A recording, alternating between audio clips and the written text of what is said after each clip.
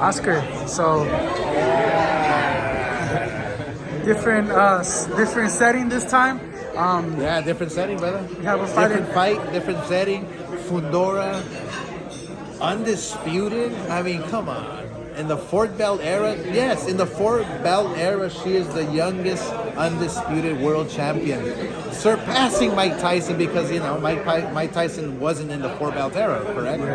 He won his. He was undisputed at 21. Mike Tyson. She was undisputed at 22, but in the Fort Bell era. Yeah. So she is technically the youngest undisputed Fort Bell era champion in the world. It's crazy that you can break that down, Oscar. It shows how you're still a big fan of boxing. Come on, brother. Obviously, as a promoter, you kind of gotta be, but you haven't lost a step. Never. I'm actually gaining steps. Yeah. I'm getting better and better and better. Oh man, I'm telling you, I love boxing, man. And boxing is the sport that gave me everything, and I will always be indebted to boxing. That's why I love it so much. So, look, I'm just beginning. Trust me, this is just the start. Oscar, what's your ultimate game plan for Gabriela here? What's the big fight in your mind that you say this is a mega fight for her? This is where we can make her into a star. Is there a name? I think we've done a great job in promoting her and giving her the platform and winning world titles. So now it's like I'm challenging promoters, colleagues out there. Bring to me a world champion that you have built, so we can make a huge event with Gabriela Fundora. So, look, I literally cannot tell you who's out there for Fundora that can create that mega event, but that's up to the other promoters to do your job. So we're gonna be in the meantime fighting the best fights that we can with her, and maybe possibly moving up in weight. So sky's the limit for Fundora. Speaking of promoters doing their job, Jake Paul is doing an amazing job with MVP Promotions. He signed a couple of girls this past week. What are your thoughts on what he's doing with all his girls, with all his fighters? I love exactly what he's doing with women's boxing. I mean, keep in mind that I've always been a huge advocate of women's boxing. I put a women's fight in every single card I do, and I try. But we've done it for many years now, and so the fact that MVP and Jake Paul is focusing on women's boxing is music to my ears. It's awesome. I think most of the time and a lot of times women fight harder than the men.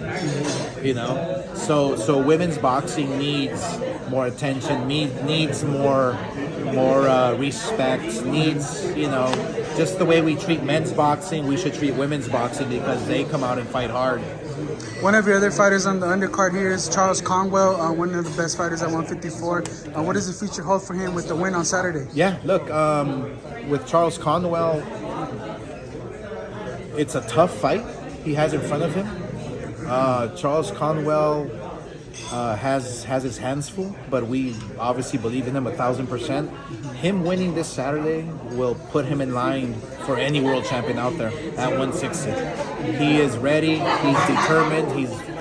He's back. He's back with a vengeance. So we want to move him fast. So the 160 division is what your plan for Charles Conwell? Yeah. I mean, I don't know if you can pick 54 or 60, but you can tell him yourself. Yeah. But we're gonna move him fast. I have big plans for him. Charles Conwell is one of the fighters that is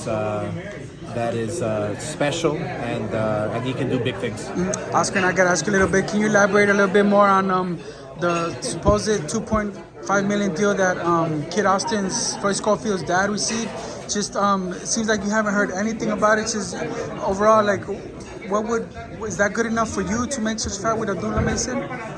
It's the first time I hear about it. I've never been approached, or my team has never received any type of offer. So maybe Schofield's father did. I don't know. I don't know, but it hasn't officially gone to my desk. But look, I have plans for Floyd. Floyd is a terrific fighter. It was obviously unfortunate what happened overseas, but we're moving forward with it, and I want his career to shine bright.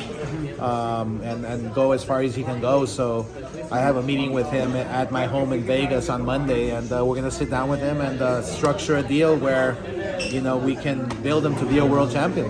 Last thing, the big fight that the fans want is Zepeda versus Shakur. Yeah. By the way, Shakur's been tweeting. It seems like he's very confident that the fight is trending towards happening. Any update on that? Yeah, no, look, this is the fight we all want. This is the fight that everybody has been asking for, so including Zepeda, and we have our deal in place with Zepeda. So I have no doubt that this fight will happen. I have no doubt that Shakur Stevenson, William Zepeda, Golden Boy, we will make it happen.